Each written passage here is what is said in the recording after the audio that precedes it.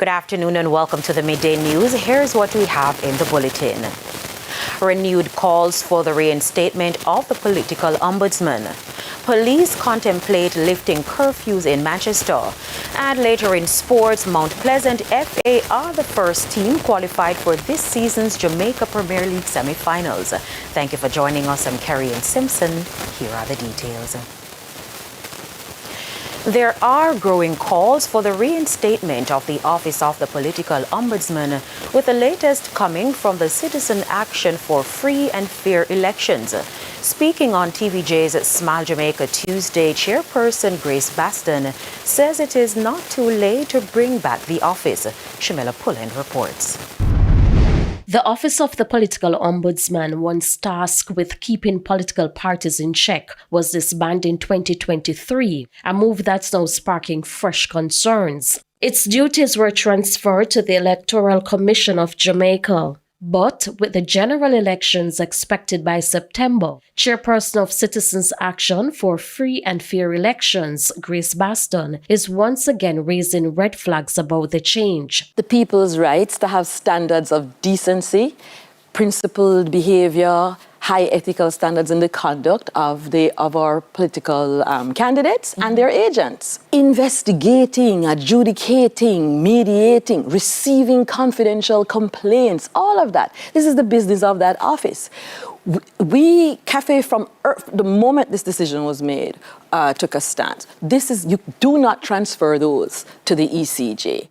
Mrs. Baston argues that while the cost was one of the factors given for shutting down the office, the real issue now is a glaring conflict of interest. Well, I don't think it's beyond us to come up with a way to figure out how to fund that. That the office comes into being now. We can feel the tension, can't we, already, with this campaign. It's hotting up. And silence when there's any kind of misconduct or anything we're worried about. Silence. The ECJ has its hands full, and it has, we know this, political representatives among its members. How do you expect the political representative to be calling out his colleague, calling out his party member and their agents? Mrs. Baston stressed that despite the closure, it's not too late to bring the office back. I think it would be a tremendous statement to our people, especially to our young people, about how serious we are as a country, about our democracy, our democratic processes, about shedding this perception of corruption and cronyism and this is the young people. You ask them about getting involved in this process, they'll tell you, I'm not interested. The two of them are the same thing. I don't vote. Don't talk to me. What this would send is a signal that, look here, we took a decision. The people have spoken. Civil society has expressed a concern about this. We see that this and this is a decision we're going to take. What a statement that would be. Shamila Pullen, TVJ News. A man was fatally shot in Spring Park in southwest St. Elizabeth this morning during an alleged confrontation with the police. The unidentified man was said to be a member of the speculation gang operating in the area. The police carried out a targeted operation in Cambridge district when they were fired on at a premises. They returned fire when the man was shot fatally. An illegal firearm was allegedly seized from him. The operation was part of efforts to dismantle gangs in Spring Park. Meanwhile, a member of the Jamaica Defense Force was taken into custody last night after he was held with an illegal gun in Elim, St. Elizabeth. It's reported that about 10:30, the police were on patrol when they stopped at a bar. The JDF private who was drinking at the bar shortly exited after seeing the police and jumped into the service vehicle. He was accosted and reportedly punched one of the officers in the face. The soldier was subdued and searched.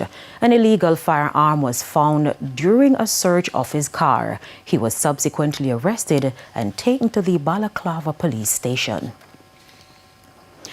Still in St. Elizabeth, a 26-year-old farmer was shot and killed at a bar in Springfield last night. According to reports, Dwayne Grinion, who is also an entertainer, was with other patrons when men rode upon two motorbikes and demanded money from the bartender.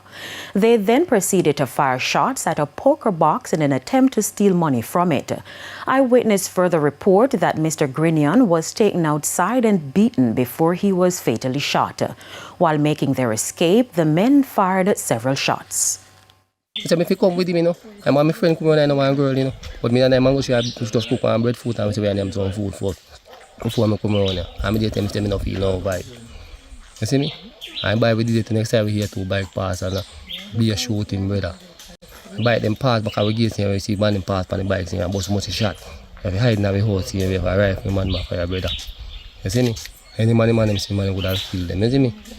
Rough me now vanilla, good youth, good youth. And nobody know war. No war, the man all look out for nothing. It's me and good youth. You know, whole of people them know nothing. They wouldn't know war, nothing. The St. Mary police have launched an investigation into the fatal attack of an elderly man Monday night in Gale. Details in this report. The usual quiet community of Gale in St. Mary is in mourning following the fatal attack of an elderly man. The deceased has been identified as 62-year-old farmer Roland Henry. Reported that Mr. Henry and his family were asleep when they were awoken by smoke. About 12 o'clock, then midnight, my mother sleep, and my little brother, and then they hear shuffling outside the dog bark, and then them start to fire at the back of the house.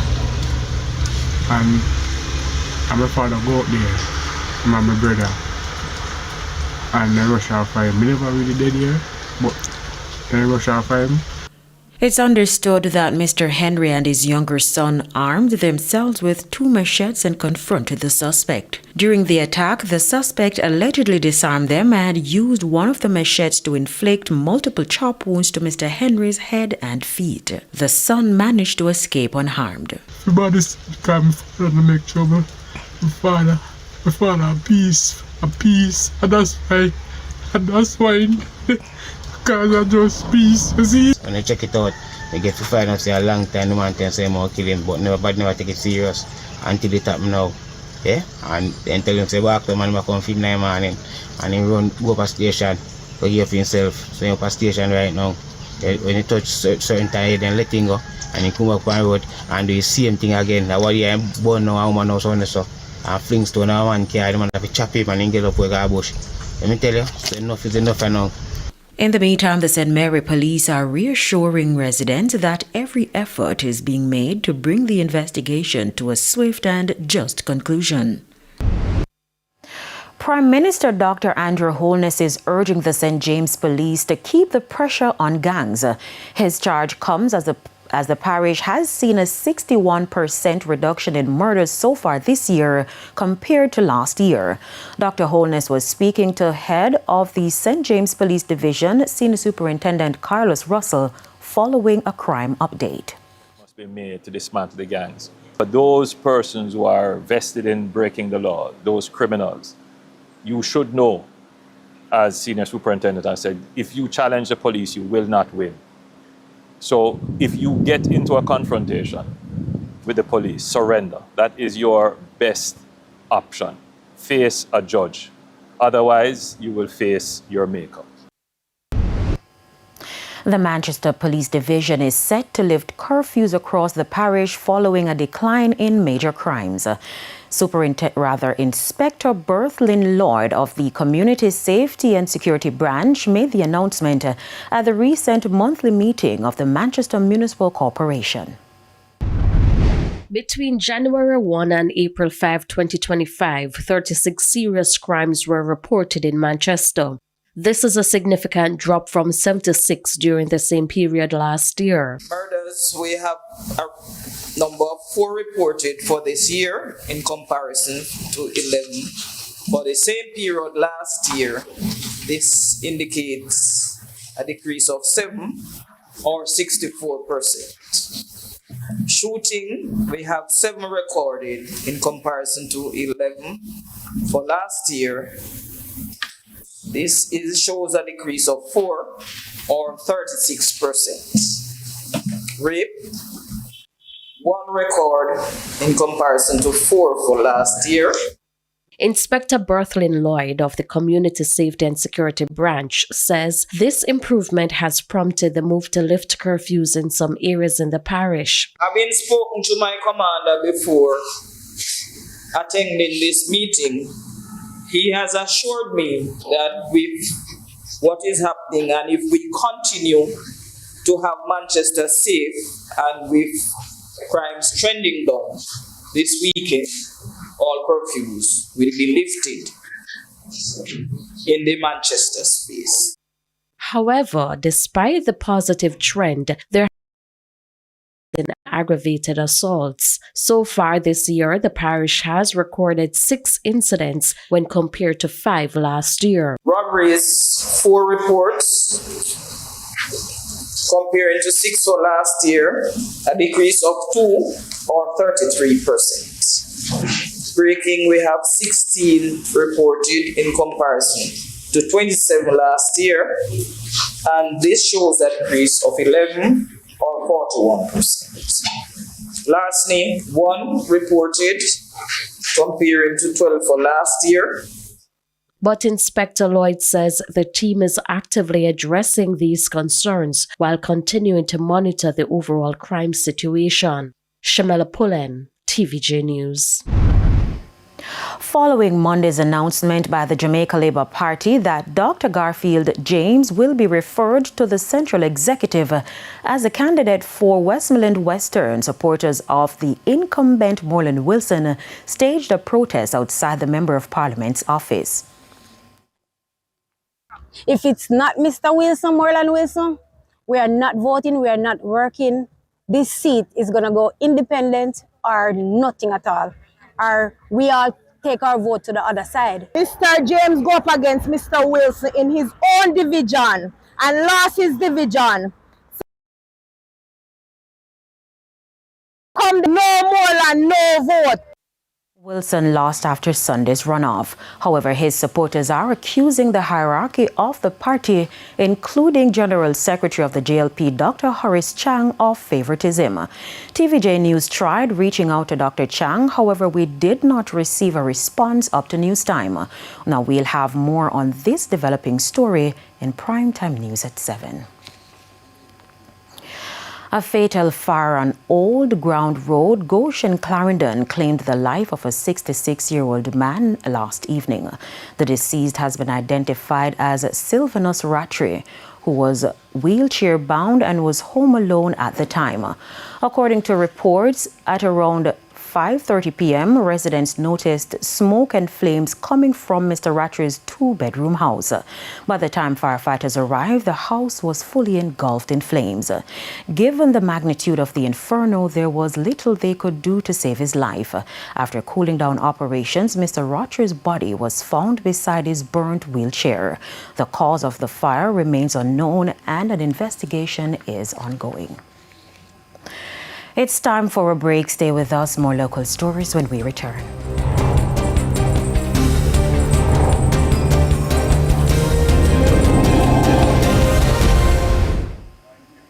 Welcome back to the Midday News. Still on high after their win in the 2025 TVJ Schools Challenge quiz, Titchfield High continues to celebrate. Details in this report. A winner's joy. Each time is different. 2016 was our first title, and that will always remain our first title. That was really ecstatic. But this one is like a miracle. I'm gonna feel excited and motivated to win the next title. And to reward their hard work, not 1 or 2, but a menu of gifts for the 2025 winners of TVJ's Schools Challenge Quiz, Titchfield High. We will be donating $400,000 to the 4 students of the quiz team. The school has a $600 500 capacity chicken broiler project. Now, Mr. Thompson said that this is not big enough to support the school. He will be donating $2.5 million to expand the capacity. The Member of Parliament for East Portland, Anne-Marie Vaz, also donated $100,000 towards the purchase of water coolers for the school. And in the true spirit of giving, the quiz team was not the only team receiving gifts. $100,000 and 12 tablets were donated to the netball team. But the gifts kept on coming. I will pledge a weekend for the coaches, the team members and their families at Beaches Boscobel. Again, coaches and team members will go to Moon Palace Coaches for a day just to relax and enjoy and celebrate away from the crowd. And each member of the team will get a laptop computer from as Minister of Technology. This is the second triumph for Titchfield High School in the 55-year history of the competition, having claimed its first title in 2016. Kalisha Williams, TVJ News. It's now time for the Business Minute. Kintyre Holdings Limited says Get Paid Limited, its payment platform, is now an internal division of the group rather than a subsidiary following the resignation of its CEO Leighton Campbell. The entire board of the company has also been dissolved. Neil Patrick, a former director of Get Paid Limited, will however now serve as a key advisor to the board of Kintyre Holdings Limited. His focus will be on product development and innovation strategies for the platform. Further afield, NVIDIA is working to produce AI supercomputers entirely in the US. The company announced plans to build manufacturing space in Arizona and Texas. NVIDIA's Blackwell chips have started production at plants in Phoenix. Meanwhile, the company is building a supercomputer factory in Houston and Dallas. NVIDIA says it plans to produce up to $500 billion of AI infrastructure in the US within the next 4 years. And that's it for the Business Minute. Time now for the top stories from around the world.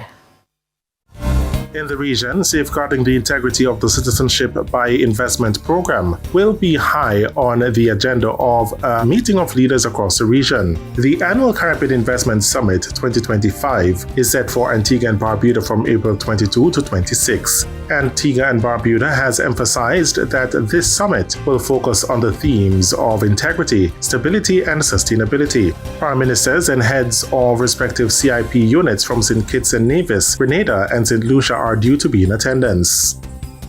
On the international scene, the Donald Trump administration has said it is freezing more than $2 billion in federal funds for Harvard University, hours after the elite college rejected a list of demands from the White House. The White House sent a list of demands to Harvard last week, which it said were designed to fight anti-Semitism on campus. They included changes to hiring, admissions, and teaching. Since Donald Trump was re-elected, his government has tried to reshape elite universities by threatening to withhold federal funds, mostly spent on research. Harvard became the first major U.S. university to reject the administration's demands on Monday, accusing the White House of trying to control its community.